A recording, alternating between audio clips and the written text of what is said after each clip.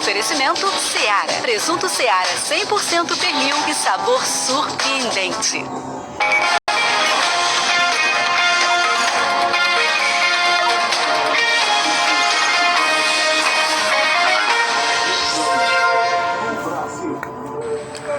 Olá, boa tarde para você. Diário TV chegando com um acidente que aconteceu no meio da manhã de hoje em Itaquaquecetuba. Um carro invadiu uma lotérica. Isso foi na Estrada dos Índios. E o Cássio Andrade está lá nesse momento, chegou há pouco, vai ter as primeiras informações para a gente agora. Cássio, tem vítimas? O que aconteceu exatamente por aí?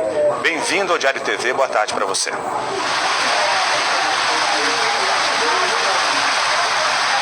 Obrigado, Dino. Boa tarde para você, para quem está em casa acompanhando a gente. Tem vítima sim.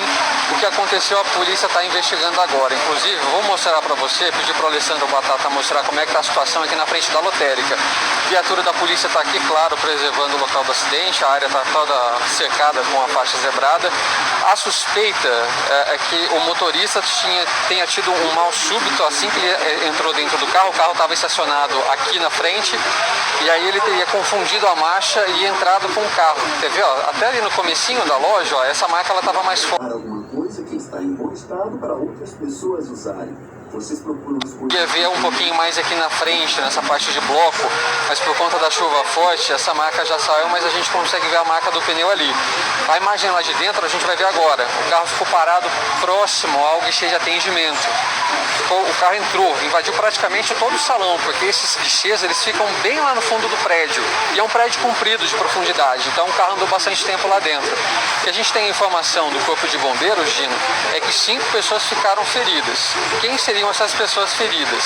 A gente ainda não tem a confirmação das identidades, mas seriam 4 mulheres e uma criança do sexo masculino. Uma dessas mulheres, segundo o pessoal da polícia com quem eu conversei aqui, essa pessoa ela teria tido uma fratura na perna esquerda, todo mundo foi levado para o hospital. O motorista do carro foi levado para a delegacia, que é aqui pertinho, para prestar depoimento. Inclusive, acabou de chegar aqui uma outra viatura, acredito que seja ele, o motorista, então, o proprietário desse carro que está lá dentro.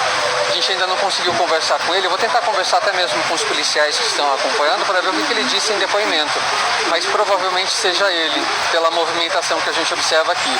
Como eu falei para vocês, as vítimas elas não ficaram gravemente feridas, mas precisaram de atendimento. Foram atendidas e levadas então para o hospital. É ele mesmo, gente.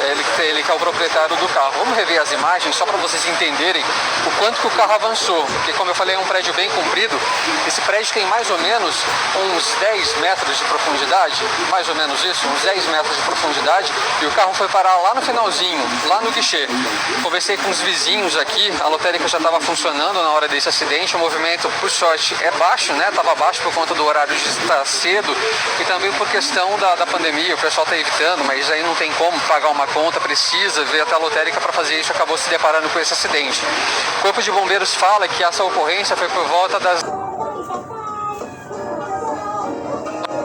desse horário.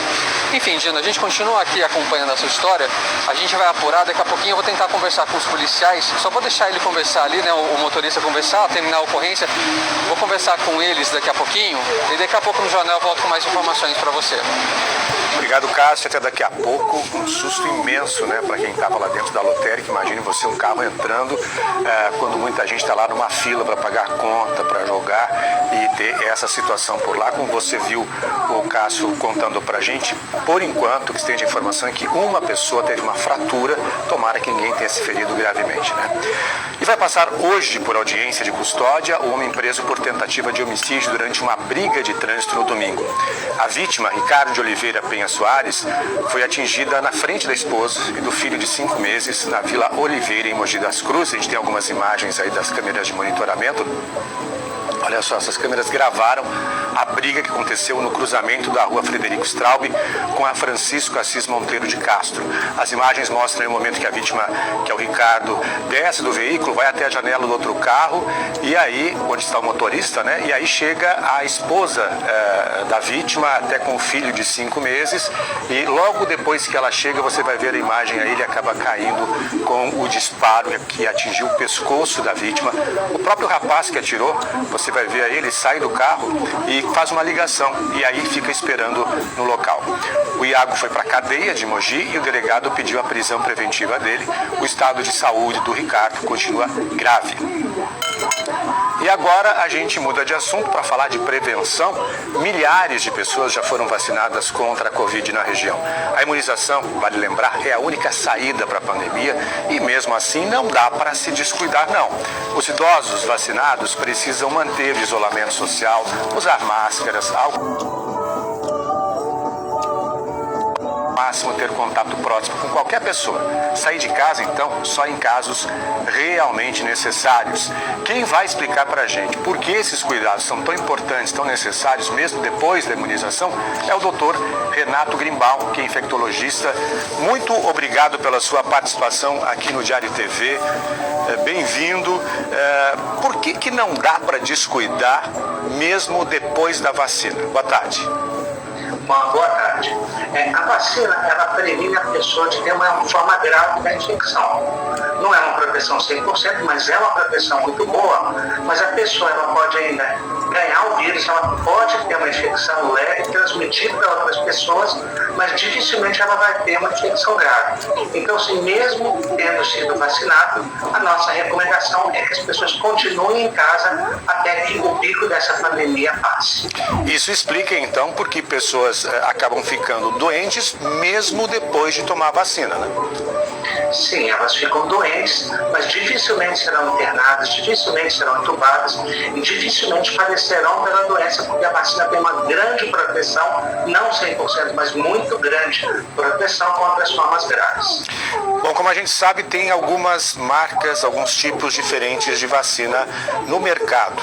Pelo que se tem até aqui, tanto fora do Brasil quanto dentro, que a gente gostaria até de ter uma vacinação mais ampla por aqui, o que dá para falar de cada vacina, de cada reação e do grau de eficácia? Então, não existe uma comparação muito clara entre elas. A gente tem uma ideia preliminar de que as vacinas feitas com RNA são vacinas mais poderosas, que elas conseguem não só evitar as formas graves, mas como também as formas leves. Mas para a prevenção das formas graves, todas elas têm mostrado eficácia em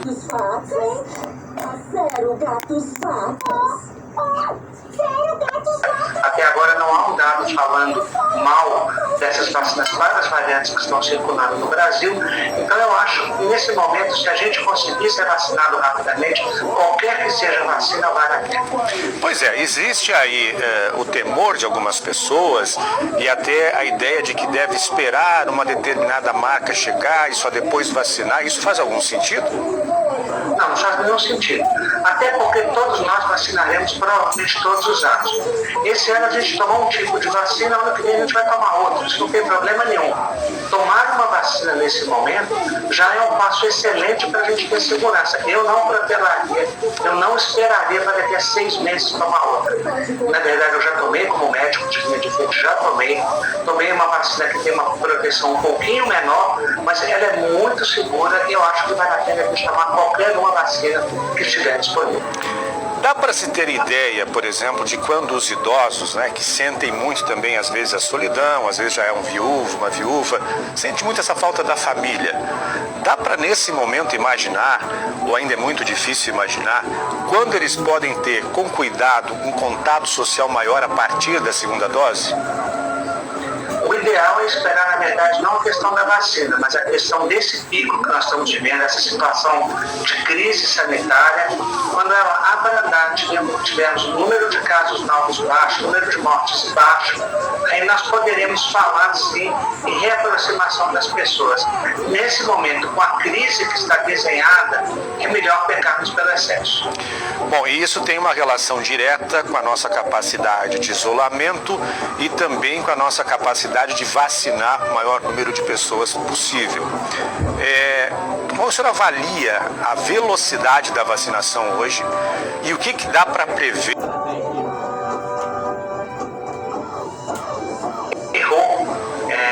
As as autoridades erraram em não investir em várias vacinas para todo o território nacional desde o ano passado. Nós já sabíamos que teríamos vacinas, havia um desenho de 91 vacinas em fase final de testes, e o Brasil, o Estado de São Paulo investiu em uma, o governo federal investiu em outra, e na verdade ele deveria ter uma política unificada para ter muitas vacinas, e isso teria mudado a história dessa pandemia, não estaríamos vivendo o que a gente está vivendo. Nesse momento, nós só temos uma ferramenta na velocidade tão morosa que a gente está de vacinar. Nossa única ferramenta é um castigo, é uma coisa que ninguém deseja, que é o isolamento social, é fazer lockdowns temporários de 15 dias para abaixar drasticamente a velocidade de transmissão, porque nós não nos preparamos, nós não fizemos a nossa lição de casa adequadamente. Vem aí uma outra campanha que é a de vacinação contra a gripe. Como especialista, como infectologista, o que o senhor orienta em relação ao momento de tomar cada vacina e qual priorizar? Então, na verdade, se a sua vez for de tomar a vacina para o coronavírus, a prioridade é o coronavírus, porque nós estamos em pandemia e a gente dá um pequeno intervalo, mas a gente também tem que tomar a vacina para a influenza, que é um vírus que também circula nos meses de outono e de inverno. Ele não está tão problemático assim nos últimos 2 anos, mas também ajuda a nos proteger e a ter menos problemas respiratórios nesse inverno que vem por aí. Bom, eu vou agradecer a sua participação, mas por enquanto, porque daqui a pouco a gente volta aqui o nosso bate-papo sobre um outro assunto relacionado à Covid-19. Até daqui a pouco. Obrigado por enquanto. Até mais. Em Itaquaquecetuba, tal de campanha, a Prefeitura promete entregar a unidade até o dia 17 de abril com 60 leitos. O hospital vai ser no ginásio de esportes, lá na Vila Japão. Vão ser 20 leitos de enfermaria, 20 de emergência, que tem ventiladores mecânicos, e 20 de UTI. A estrutura já está praticamente pronta, o processo seletivo para a contratação de profissionais está em andamento e os equipamentos devem chegar nos próximos dias, isso segundo a Prefeitura de Itaquá. Os pacientes vão ser encaminhados com guia de internação ou então pela Central de Regulação de Vagas do Estado. Olha só, a princípio a unidade vai funcionar com 50% da capacidade. E agora a gente tem os números da Covid-19 em todo o Alto Tietê. A região registrou mais 64 mortes pela doença nesta segunda-feira. A gente vai dar uma olhadinha aí na nossa tela. Olha só, as últimas notificações foram em Arujá, Ferraz de Vasconcelos, Itaquaquecetuba, Mogi das Cruzes, Poá, Salesópolis e Suzano. O total de óbitos pela doença na região chegou a 2.999, isso desde o começo da pandemia. Também foram confirmados mais 1.284 casos do novo coronavírus e no acumulado a região contabiliza 73.527 testes positivos. Entre os curados foram mais 589. Até agora, 53.566 pacientes do Alto Tietê se recuperaram. Agora vamos para a média móvel de mortes pela Covid-19 na região, que aponta para um aumento. Há 14 dias, a média diária estava em 23, enquanto nesta segunda-feira ficou em 29. Também teve aumento na média de novos casos da doença. Isso porque passou de 517 há 2 semanas para 706. Aqui na região, Poá foi a primeira cidade a informar que registrou um caso da variante. Da região metropolitana de São Paulo, quase metade, 45,9%, já são dessa variante P1 e outros 29,5% são da variante P2. 6,56% dos casos são da variante inglesa do novo coronavírus. E sobre isso, então, a gente volta a falar com o infectologista Renato Grimbal para saber um pouco mais de cada uma dessas variantes. A gente fala dessas siglas P1, P2, fala da variante que vem do Reino Unido. O que dá para dizer de cada uma delas? E, na verdade, variantes são fenômenos naturais. Nós, seres humanos, somos uns diferentes dos outros, porque nós somos variantes. É uma forma, no caso do vírus, ele se adaptar e conseguir escapar dos anticorpos e da defesa. Isso é um fenômeno natural de sobrevivência. Tem centenas de variantes já descritas para o coronavírus, sendo que 5 elas são importantes porque elas têm uma repercussão na saúde das pessoas. Eu destaco dentro dessas que você citou, a P1, que é a variante que foi descrita em Manaus, a britânica, que foi a primeira a ser descrita como de importância, que são variantes que elas, aos poucos, elas vão suplantando o original, porque elas têm mais facilidade de sobreviver. Elas têm características que fazem com que elas sejam transmitidas com maior facilidade. Elas têm a tendência de serem mais graves, de terem casos mais graves e fora dos grupos de risco, e eventualmente, não é o caso, por exemplo, da P1, uma menor resposta à vacina ou uma dificuldade de detecção no laboratório. A vacina inglesa, a variante inglesa, ela também não tem grandes problemas com vacina ou com exames laboratoriais, mas ela aumenta a taxa de morte em 64%.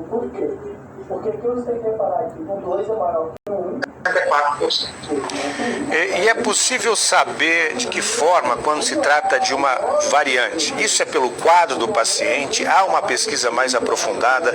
Há um tipo de rastreamento que vem sendo feito? Como isso acontece?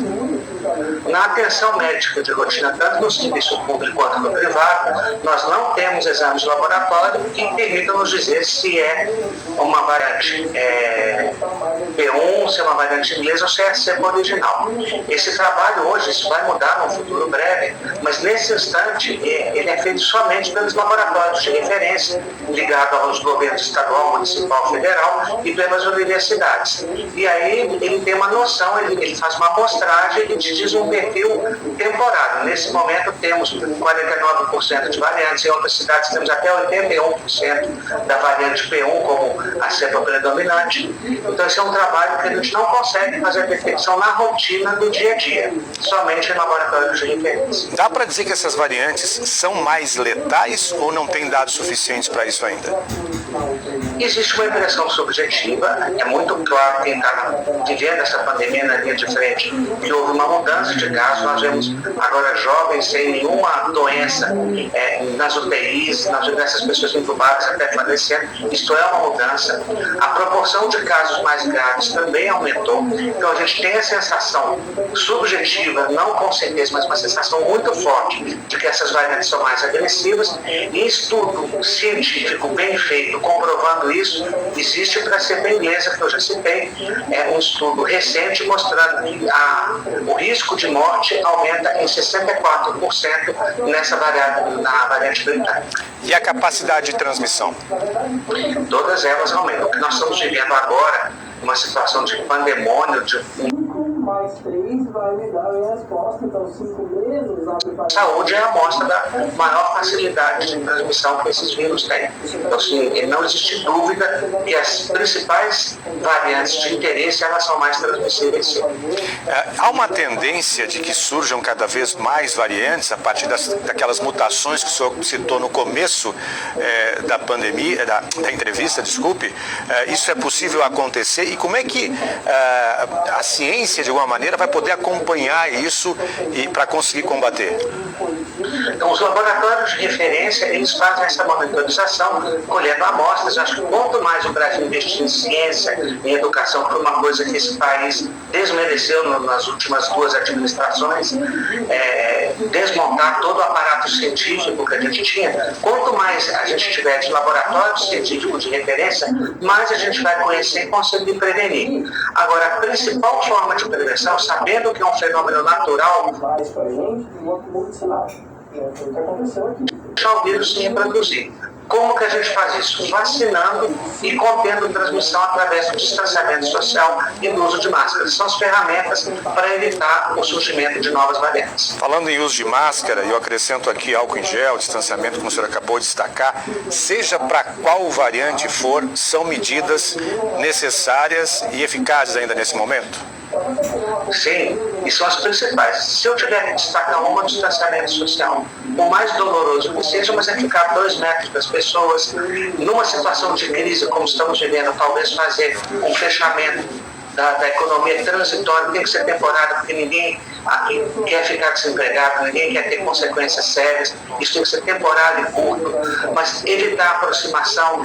A população perdeu um pouco a seriedade, estão indo a festas, pessoas contaminadas estão saindo, indo ao supermercado, não pode, a gente tem que distanciar as pessoas. As máscaras são a segunda medida de importância. Agora, num vírus mais transmissível, ainda são importantes, ainda são eficazes, mas elas são um pouquinho menos eficazes do que com a cepa anterior. Então, o distanciamento social é a medida mais importante. Muito obrigado pela sua participação, pelo seu tempo com a gente sobre as dicas importantes para a saúde coletiva de todos aí. Uma boa tarde ao senhor. Boa tarde. As celebrações religiosas no estado de São Paulo seguem proibidas. Ontem, o ministro do STF, Gilmar Mendes, rejeitou a suspensão do decreto do governo do estado que proíbe essas atividades por causa do aumento expressivo de casos e também de mortes pela Covid-19. Na decisão, Mendes afirmou que estados e municípios podem fixar medidas mais restritivas para o enfrentamento da pandemia, inclusive o fechamento de templos e igrejas. Essa decisão é contrária ao entendimento de Nunes Marques, outro ministro do STF, que determinou no último sábado, em caráter liminar, que governadores e prefeitos.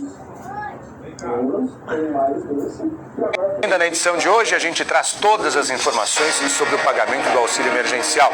E já no próximo bloco, tem a previsão do tempo e é bom se preparar para as mudanças agora à tarde. Olha aí, como é que está nesse momento lá em Itaquaquecetuba. Itaquaquecetuba chove forte nesse momento por lá. E a gente também vai mostrar para você o problema do descarte irregular de lixo em Suzano. Uma área do bairro Boa Vista já virou mais um ponto viciado.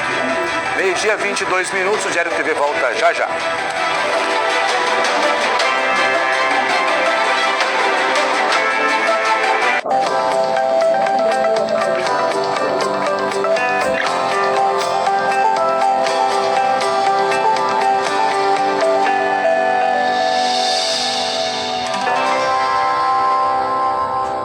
Chegou a hora de cuidar da segurança de quem cuida da nossa.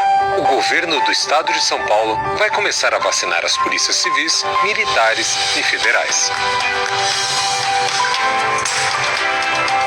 A vacinação começa a partir do dia 5 de abril para 185 mil profissionais em atividade.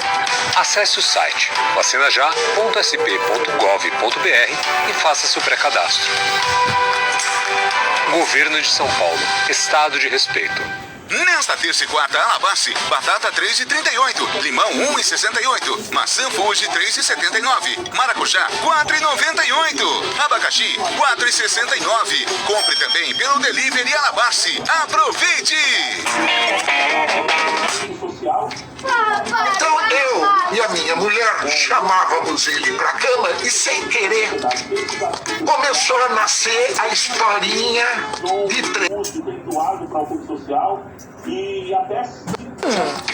Que personagens, que historinhas eram essas, Matheus? Conta direito pra mim. Na verdade, quando a gente começou a fazer essas historinhas, não tinha ainda os personagens do livro que a gente fez agora. Eram outros personagens que mudavam. Começou a passar um tempo e a gente começou a criar personagens reais. Aí a gente começou a fazer por chamadas de vídeo esse livro. Como eu sou professor, eu entrei com a parte dos encaixes, a parte mais racional, enquanto que ele, entre aspas, voava. Não. Um ano de pandemia.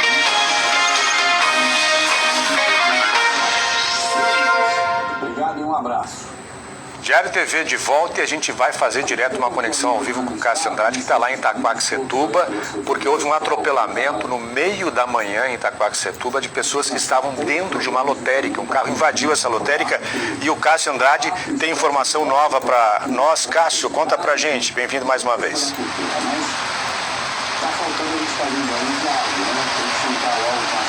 Dino, obrigado mais uma vez. Ó, aqui atrás a gente observa ali, vou pedir pro Batata mostrar, aquele ali que é o motorista do carro que acabou invadindo essa casa lotérica aqui no Jardim Caiubi, em Itaquá, agora cedo. Ele está conversando com um policial que chegou agora há pouco também, comparando a nossa primeira entrada. Vocês viram, já não tem mais a viatura aqui, a viatura está ali do lado, trocou a equipe que está aqui fazendo a segurança do local, mas a perícia acabou de chegar. O pessoal da perícia, né, da polícia científica já chegou aqui e está registrando, está fazendo foto de vários ângulos exatamente para confrontar com o depoimento que o motorista já deu na delegacia. Ele chegou agora há pouco, logo no comecinho do jornal a gente mostrou ele chegando aqui numa viatura da polícia. E o mesmo CGR registrou temperaturas na casa dos 20 graus. Aparentemente está bem, a gente tentou conversar com ele, mas nesse momento está um pouco assustado, está conversando com os policiais, até mesmo para a gente não atrapalhar o trabalho dos policiais por segurança. A gente fica aqui desse lado e aí as informações que a gente consegue a gente vai passando para vocês aí de casa. Só resgatando, vamos mostrar para o pessoal de casa o que aconteceu. A gente tem as imagens que a gente fez agora há pouco também, antes do jornal começar, imagens do Alessandro Batata. O carro, ele praticamente invadiu esse prédio, é onde funciona uma casa lotérica, foi por volta das 10 horas da manhã. Só para você entender a profundidade desse prédio, quanto que ele andou, esse prédio tem mais ou menos uns 10 metros de profundidade. E o que a gente consegue observar aqui do lado de fora, que ele avançou bem lá para dentro. Não chegou a atingir os terminais de atendimento onde as funcionárias ficam, porque os terminais, eles ficam na parede aqui do lado esquerdo da imagem. Se você observar no carro, por exemplo, você consegue ver uma parte desse guichê. Então, a parte de trás, onde o carro foi em direção, né, em direção àquela parede cinza. E amanhã, o que vai acontecer? Bom, amanhã o dia começa. Algumas pessoas lá dentro, a informação que nós temos do Corpo de Bombeiros é que 5 pessoas ficaram feridas. Entre essas 5 pessoas, seriam 4 mulheres adultas e uma criança do sexo masculino. O policial falou pra gente que as crianças, as vítimas, não tiveram ferimentos graves, foram apenas algumas escoriações. Uma das vítimas, uma das mulheres, digamos assim, aí sim ela teve uma fratura na perna esquerda. Todas as vítimas foram encaminhadas por protocolo, por segurança, a um hospital, passaram por atendimento, e a informação até onde a gente tem é que as vítimas leves já tiveram alta. Como eu falei, ó, o local mesmo assim permanece interditado. O Alessandro Batata mostra pra gente a suspeita dos policiais, Gino, com quem eu conversei agora há pouco, é que o motorista tenha tido um mal súbito. Por que dessa teoria? Porque o carro estava estacionado exatamente aqui na frente.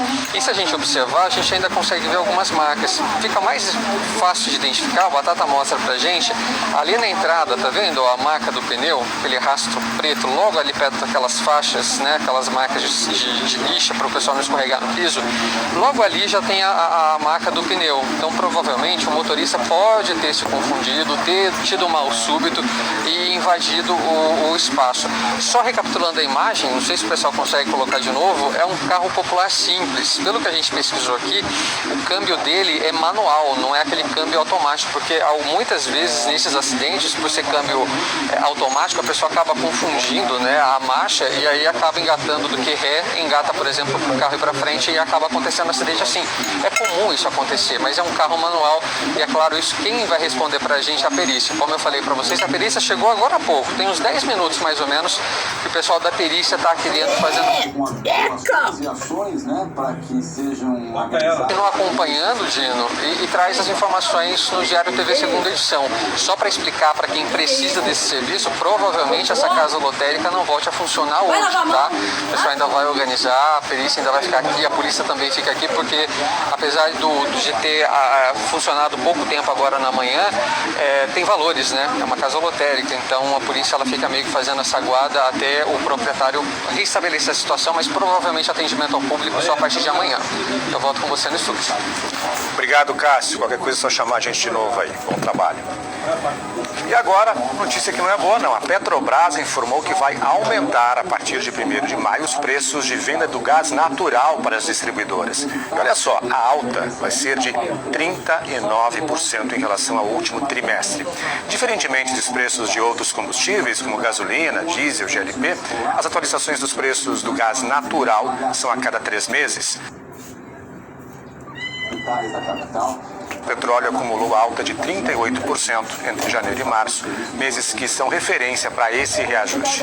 A Petrobras ressalta que o preço final do gás natural ao consumidor é determinado também pelas margens das distribuidoras, dos postos de revenda e também pelos tributos federais e estaduais. Lugar de lixo é no lixo, né? Todo mundo sabe, mas não é assim que muita gente age, não. Quem mora perto de pontos conhecidos como viciados sabe bem dessa realidade. Em Suzano, segundo a prefeitura, são 54. Um deles fica na Avenida Jaguari, no bairro do Boa Vista. A nossa equipe esteve lá e encontrou muita coisa descartada de forma irregular.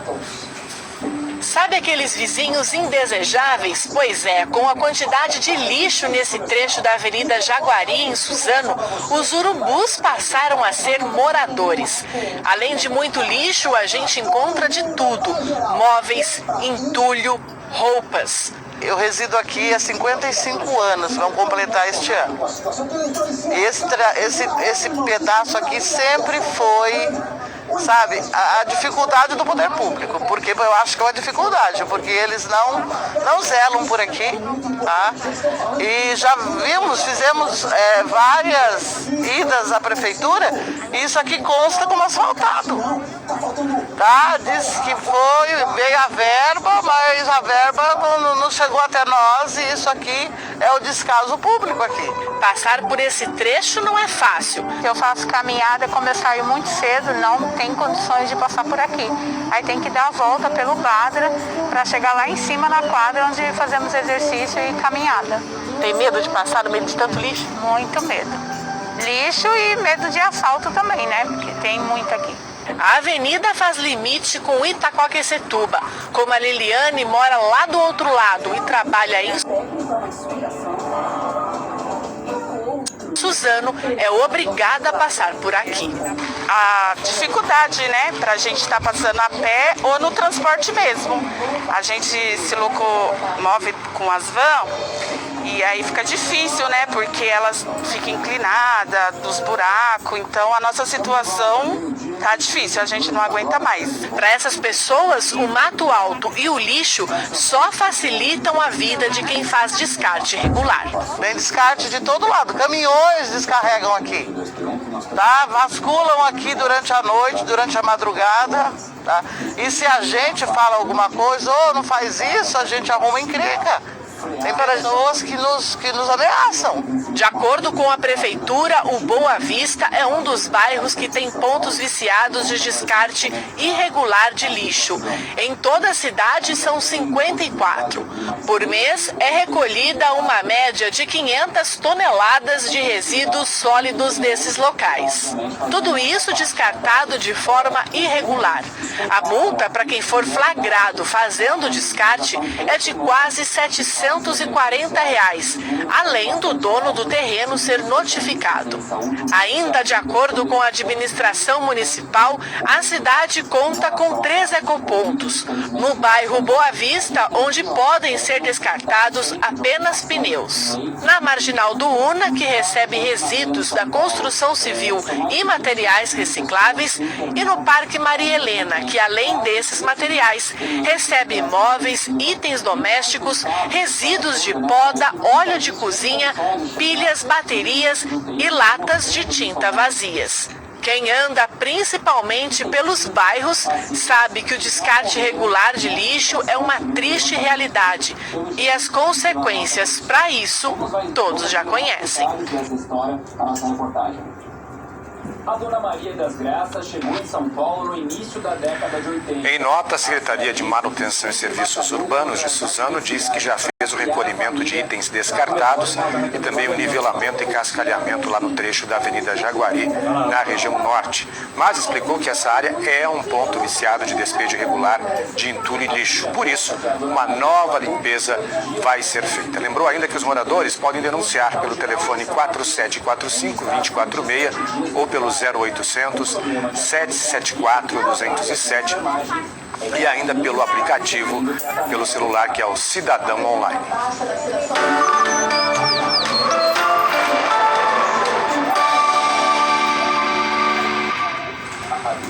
Hora de falar da previsão do tempo para essa terça-feira, que começou com sol entre muitas nuvens. E a gente vai ver algumas imagens aí ao vivo do distrito de César de Souza, em Mogi das Cruzes. Olha só, já mudou bastante, céu completamente encoberto, nuvens escuras, 24 graus nesse momento. E agora a gente vai mostrar como é que está também lá em Itaquaquecetuba, né? Todo o tempo que o Cássio falou ao vivo sobre esse acidente na lotérica, a gente via a chuva por lá e ela continua persistente. Isso é reflexo de uma área de baixa pressão atmosférica que está sobre todo o sudeste. E por isso, hoje tem expectativa para pancadas de chuva com raios e trovoadas. É o que a gente vai conferir agora aí no nosso telão. Olha só, a quantidade de chuva prevista para hoje, 25 milímetros em todas as cidades da região. Um volume alto. E as máximas não vão subir muito não. 24 em Guararema.